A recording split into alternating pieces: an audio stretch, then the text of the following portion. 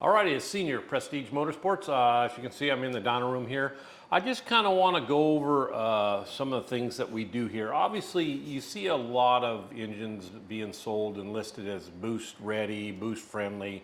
That's a pretty common situation, and that's really, in honesty, it's a pretty easy situation to create the core engine.